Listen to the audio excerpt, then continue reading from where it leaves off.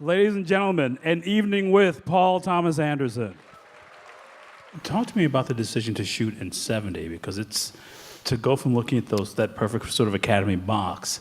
I can't, it was like half-baked ideas about how to make the film or what format to shoot it in, and they were all just that, just half-baked ideas, and we started shooting tests at Panavision, and we're hoping we would see something that felt right, where he just looked at it and he said, that's good, that's what it should be. Baraka has always come up in terms of influence. Joaquin and I were always talking about apes and animals and things like that for his character in that film, and I remember the first shot, it's a monkey in the snow, and he's falling asleep.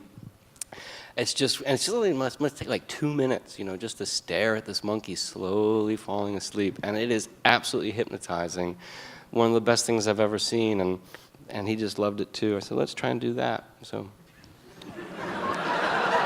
Did you like that, though, that precision in the cutting in that sequence, that question and answer sequence? Because that felt so new to me for you.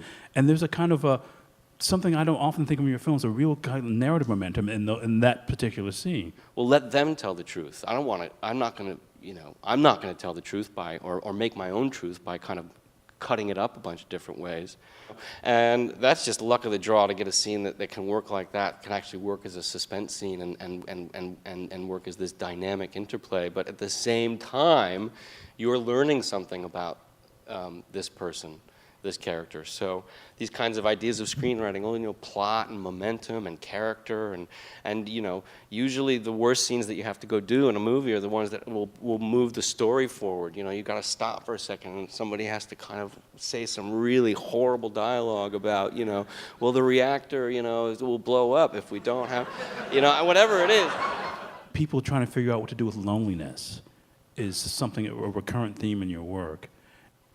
It's like if you've ever taken a vacation alone, you get a few days away from your family or something, and sort of like the first 15 minutes you're thrilled, but 17 minutes later you're lonely again, you're sad. And I think people like to be with other people, don't they? Mostly, don't we all like being together? But then again, we like to split. I don't know. Fuck it, I'm vamping. I don't know. Loneliness? I don't know. Elvis? I don't know.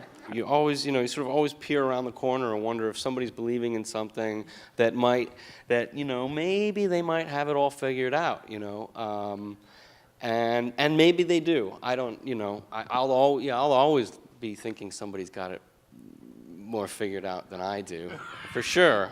Yeah, and then you go over to their house, and it's like smells kind of like cat piss or something, and you're like, I knew they were weird, Let's thank Paul Thomas Anderson for coming to share his night with us. Thank you so much.